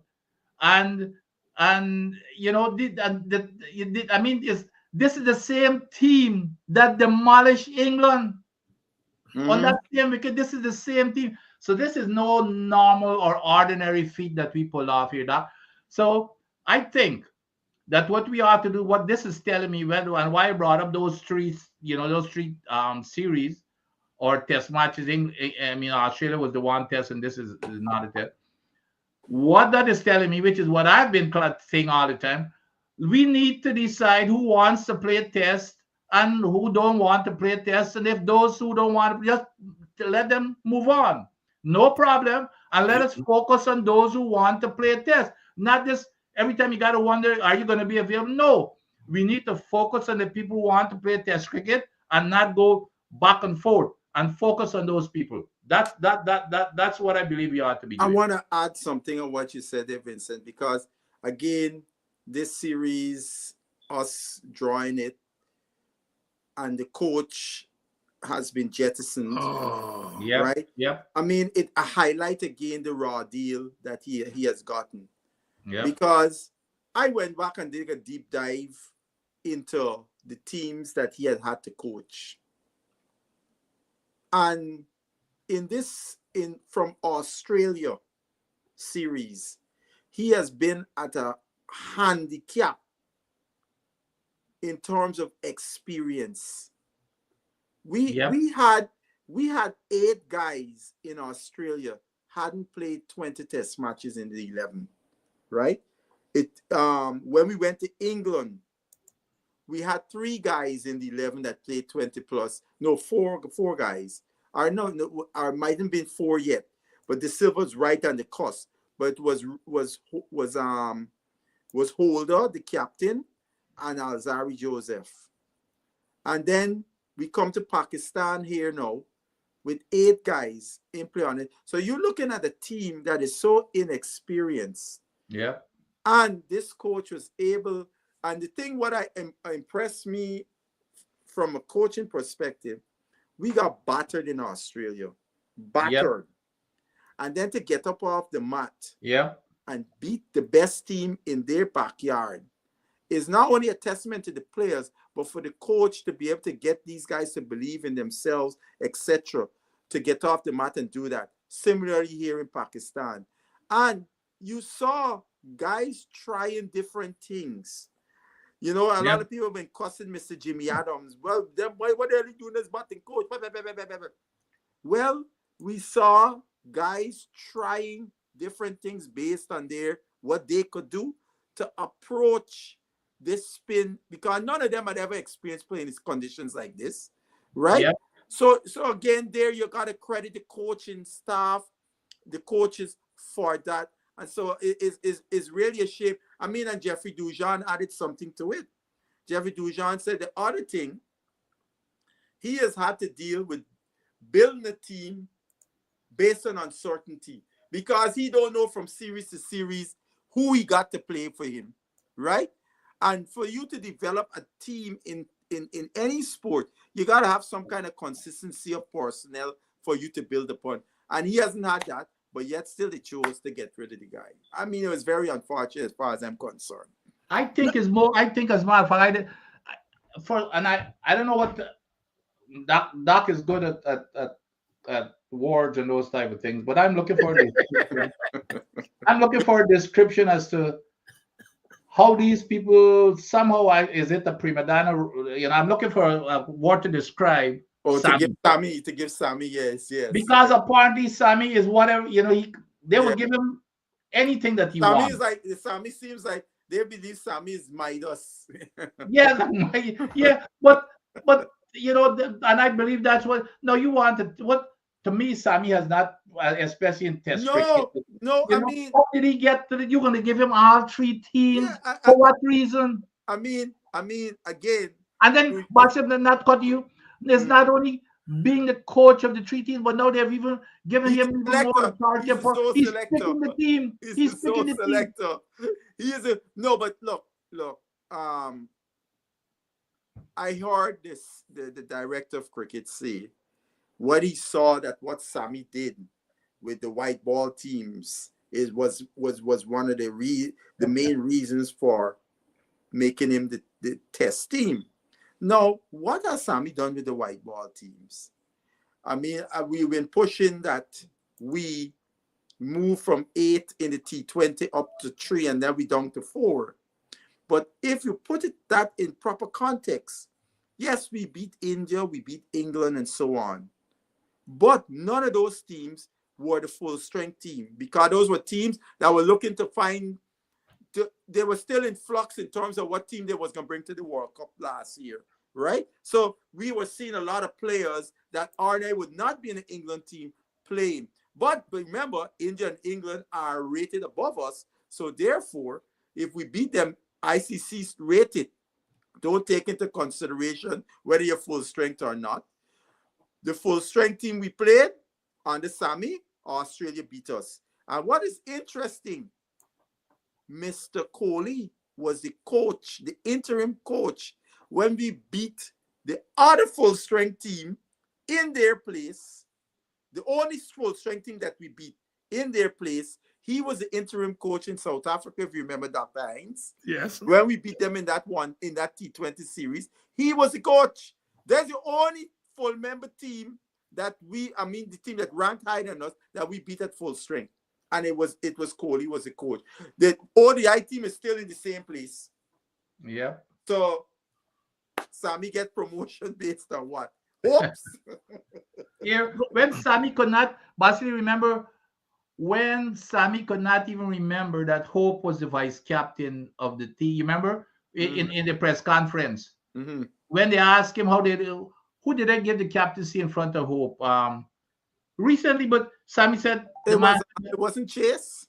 was it was so, but Sammy said, oh, I know, was he the vice captain, and he was the coach of the team and didn't even know that the series before that he was the vice captain. Now that tells me something. Poor Sammy.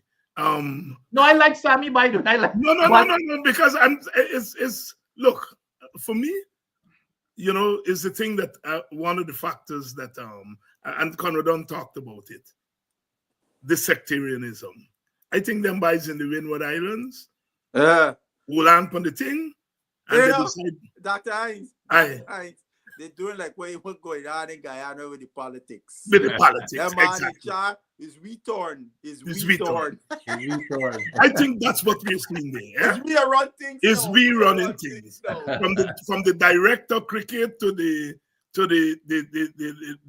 president, to the coach, the selector, everything is we turn now. This is how we did. And remember, remember the president is a politician. Yes. I remember Dr. Hines. The president of the board, Shallow. Yeah, I remember Dr. Hines, right? This was 1994. Me and the Obai walking on Rob Street going back for catch we transport, go back to Linden. And two taxi drivers in altercation, one Indian, one African. And the African guy said, "Bye, you lucky I in a good mood. Guy will call the car and drag you out. You can beat your SKUNT." Here the Indian guy. Beat what? Is we are run things and I turn to you like, yeah. I think it's as simple as that. I mean, I like Sammy. I do not want Sammy to be the sole the sole selector. Sammy gets some axe to grind. If you remember. So for a lot of them, it's payback time because remember they shove you out unceremoniously when he talk up after the win, the thing. So Sammy also has axe to grind, right? Sammy, I don't think where cricket is, we need a supremo. And Dr. Hines, I don't think changing that guy Kohli from being the test coach, Sammy ain't gonna bring nothing and make this team much better. That's right. Jesus Christ could come now and coach, and he would not do anything with that. Yes, yeah. I agree. So who they think they're fooling we? And Sammy seems to be the type of guy. If he say I with you, I watch his attitude to what's his name from the Leeward Islands, the boy from St. Martin. He obviously like him. Carty obviously like him. And I think he might end up destroying that guy because he may be putting that guy in situation. Clearly, Carty, like Hope, I don't know if it's Obior, right? But when you look at Carty's stats in one day. Yeah. And then in test cricket, it's like night and day. Yes. Because I think he's averaging 40 odd in test in one ODI cricket. And you saw Sammy even put him in the T20 team. Exactly. So I am afraid that's because I don't think Sammy's judgment of he may be a good. I've heard that from people. He's very good at motivating. Yes. But I can see that. He has not convinced me that he has a panoramic understanding. I do of what it takes. But think about this, Dr. Hines. I don't think at this time in the history of West Indies cricket, we want a coach that is about motivating players. At this time, we need a coach, in my view, that has some technical know-how, because our players lacking a lot in that area. That's a motivational coach. And if you're a motivational coach, we would hope that your backroom staff is very strong on the technical part, because those guys need it big time, right? Yep. And I would argue. I mean, Dr. Hines and Vincent, you guys tell me. Have you seen any of our players since Sammy has taken charge that have come on from gotten better? They have gotten better. I haven't seen any player really gotten better. And that was the thing what Dujon said. And I agreed with him. The thing we are not seeing with West Indian cricketers, we're not seeing them get better. Yeah. The only guy I would say that has gotten better, and that's not credit to Sammy, is Jaden Seals. Yes. Yeah. Oh Lord. Yes. Yes. Right. Yes. He's To the the only point. guy I could think right away that's gotten better. You know, the guy has become a guy that you can throw the ball and close your eyes and know that he can be right there on the boats all the time and causing trouble, as we saw in the first session in Pakistan till he torn the ankle, right? He's But the number one in the pecking order. yeah, he sure is. Look, in my view, somebody said this against Australia, Mr. Roach got to be on the bench. I going with my young quicks, my two Josephs and Mr. Seals. I can't play no Roach, no medium pacer runner to men like Travis Head. Travis Head gonna walk down the track to Roach. Well, Doc, you have a different take. Oh no! You need a blend. I think, and Roach has always proved you wrong, because I'm one of those who think that Roach should have been transitioning out.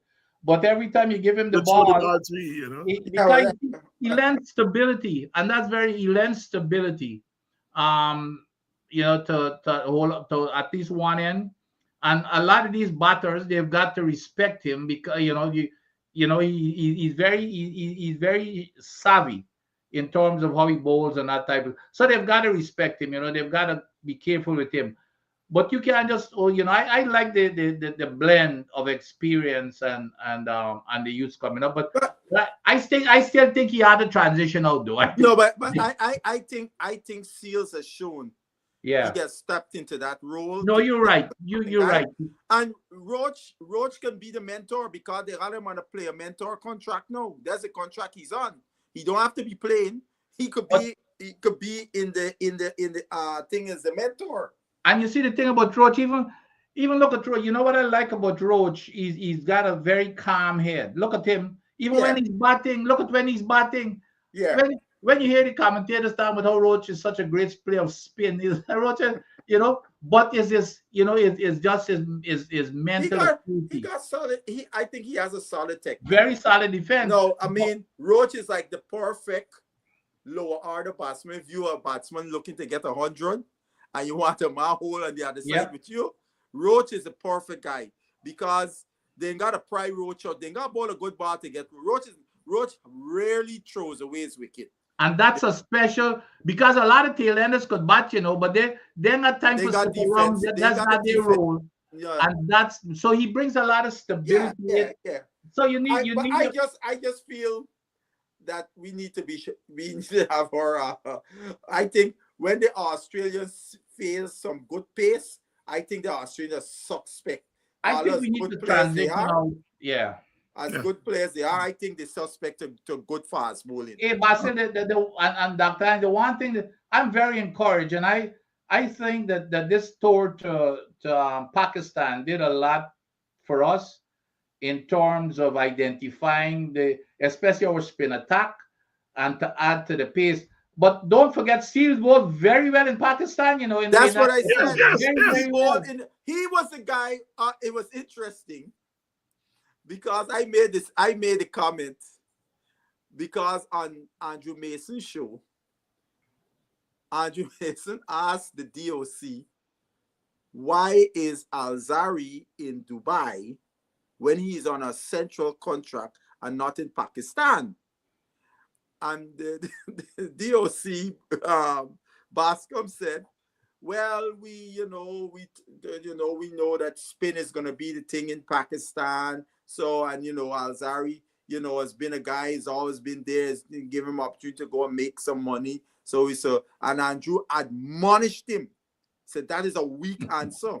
So as I was watching Seals bowl in that first test, I said to myself, I wanted the DOC watching and saying, Lord, But if we had Alzarian on the other side, Pakistani, them two guys that hold on and put the partnership, Rizwan and Shaki, may not have happened if we had another man bowling fast on the other side, right?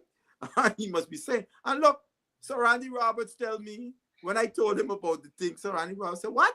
He said, I played 2 test matches in Pakistan in my career. I got 2 wickets. Colin Kraft played 3 and get 17.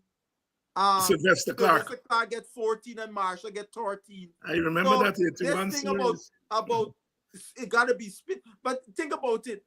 On a spinning wicket that turning minute grips, the ball still gripping with the seam when you're bowling as you saw. So if you as hit we the saw. ball in the right areas, you get deviation too. You see the ball that Imlak get a good one from the medium pacer. The ball angling in and Imlak cover up. And when the ball hit, it leg cut. So he missed the bat and knocked you in front. Fast leg breaks. You know. Oh, and that's another thing too, Dr. Hines. Yes. Imlak was a very good upgrade to Mr. De Silva behind the stumps. Yeah, but I know. I would have hated to see he's De Silva very efficient on that spinning track, how the ball was doing thing behind the stump. We gotta give Imlak. He saved us a lot of runs. He has improved his glove work immensely because that is where you know whether you could keep or not. When you gotta keep the spinners, and much as on a track, the ball was turning all over the place. Some of those catches that he took down the leg side, that showed the tremendous glove work that he was doing. So, I'm looking forward to Imlak getting a good run, and also I liked his batting. I thought that he looked solid. I don't think at any time he threw his wicket away. He got good balls. He did not throw his wicket away, and that nice 30 that he made in the second innings showed me that Imlak has something to offer that we gotta fully explore. Yes, and I agree with you. I used to be, until I saw him in Pakistan, frustrated with him because he was an impulsive cutter. Everything he was back cutting. He likes to make room and cut off the stumps. That's one of his favorite shots. And it was good to see him playing the V. It was good to see, and that is what I call improvement. And thanks to you, Basil, I paid attention to his wicket keeping because I just took wicket keeping because you remember we had a discussion about his wicket keeping the last show. Look at this, look at where he is, where his hands are, and so on. I had seen him. Well, I didn't get to see him. We didn't get to see him for Guyana last season because of the finger.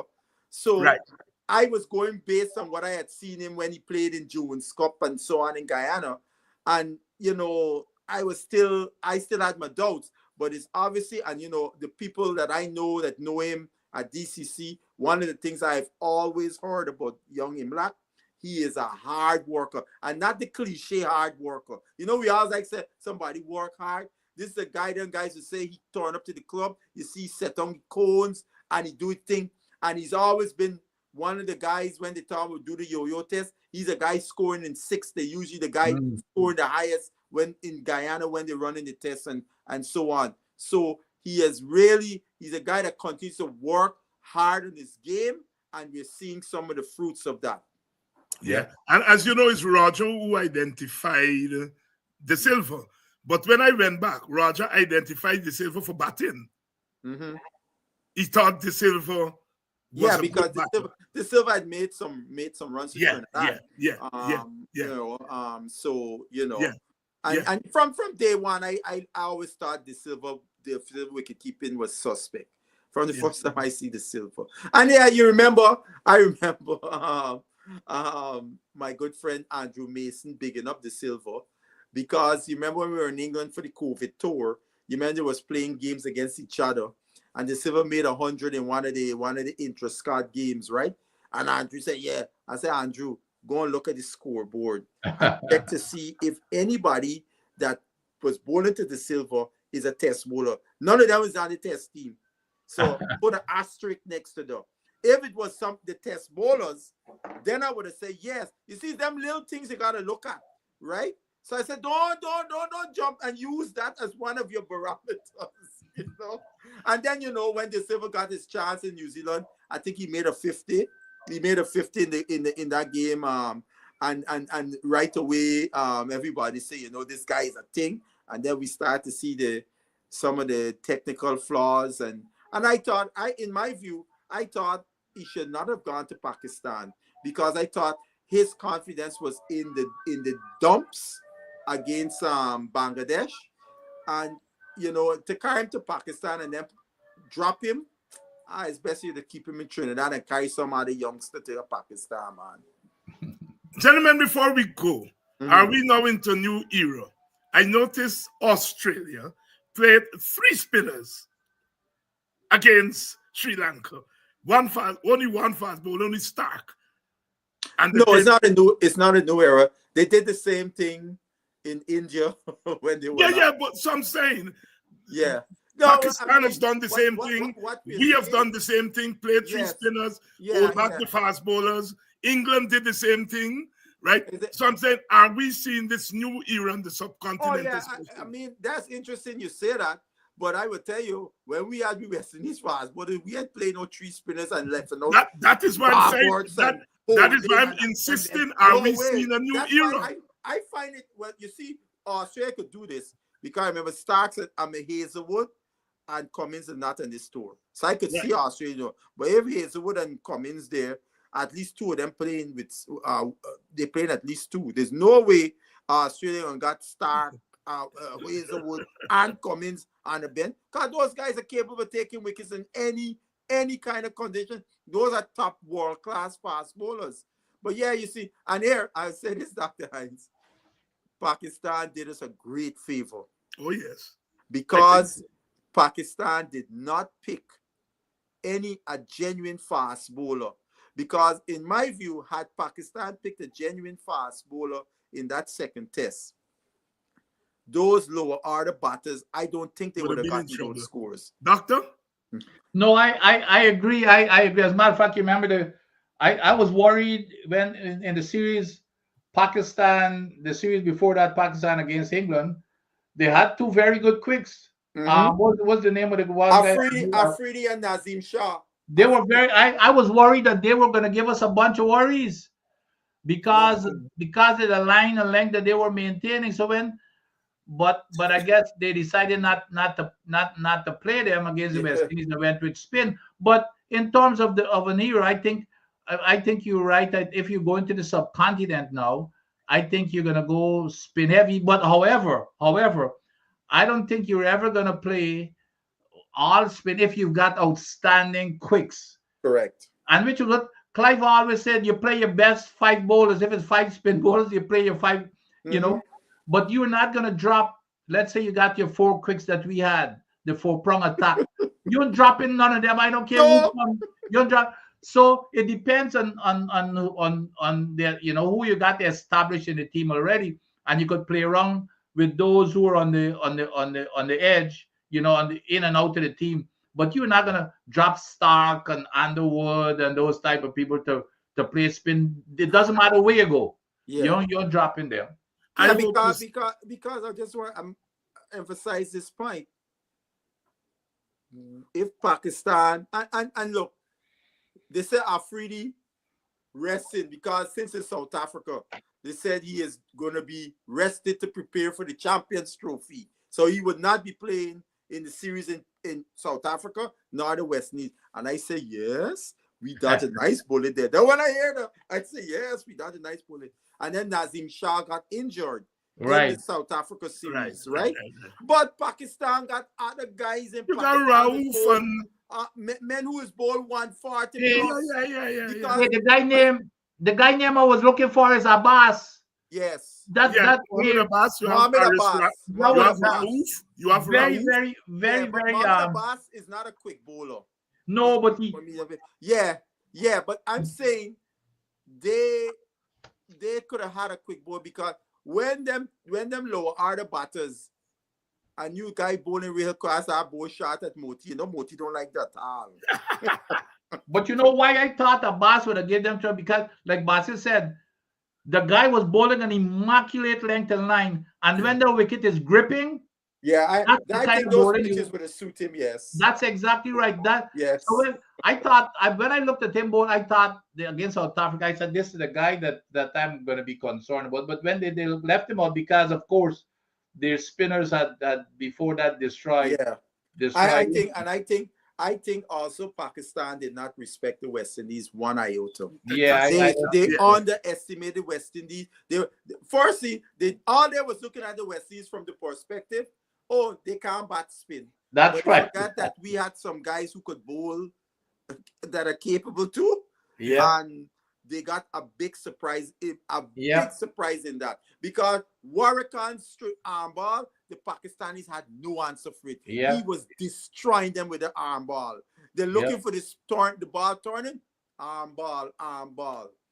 Old people say, Mhm. you gone at somebody else's coop and you left you coop open. I like that one. or you dig when they say you dig grave for Mati. Yeah. Well, you dig grave for Mati for catching, but you catch yourself or something. Their batting is a suspect Hell yes. outside of Babar and Rizwan. Saud Shakil And Rizwan. and Rizwan. Their batting as is a suspect against spin bowling as ours, right? So the gun to we coop for Kekwi chicken and Yes. left the coop open and Warrikan moves in. Yes. Warrikan and the mongoose. and that guy Warrikan, one thing about him, he kept conditions favorable. He is a handful. Yeah. I remember Warrikan in the A team. We played England in the Caribbean, and I forget where we was playing them, but it was spinning pitches. By Warrikan destroy them Englishmen, man. Warrikan got about 12, 13 wickets in the match. I mean, the match finished in short order. They couldn't do nothing with Warrikan. So when he get conditions favorable, he is more than a handful. And he father played for the Leewards, you know. Uh-huh. Yes, but the Warrikan that played for the Leewards. No, this guy Warrikan is actually from St. Vincent, you know. Yes, that's what I'm saying. The Windwards, not Leewards, Windwards Okay. from St. Vincent. Yeah, his father worked at UWI, and so he. That's how they went to Barbados, because his father worked at UWI. Yeah. To Barbados when he was like about 13 or 14. Yeah, he's a Vincentian. Yeah, Vincentian. He's Yeah. a Vincentian. So he's Yeah. part of Shallow. Shallow gonna claim. Are we time now? Because if I were Moti, well, Moti gotta make money. I hope he making money quick and come back and play 4-day cricket and work on doing exactly what Warrikan has done. Moti bowling too fast. Yeah, he's Probably not not consistent. hang up. He's not consistent. I mean, look at it. Moti has not bowled well at all in Test cricket. Since Zimbabwe. Since that Zimbabwe 13 wicket haul. He hasn't bowled well at all. He's been up and down. And Warrikan on the flip side has out bowled Moti every time the two of them play together in Test cricket. Yep. It's not even close. Yeah. My brothers, it's that hour. It's Sunday night. Man. Y'all gotta go press your clothes for work tomorrow. Yes. Now, I ain't got nowhere to go, boy. Vincent is a man of leisure. He's gainfully unemployed. Yeah, he's a man of leisure. I just call him man of leisure. Thank you all very much. Very good discussion. All right, talk to y'all later. We'll see you all next week. All right. Oh boy.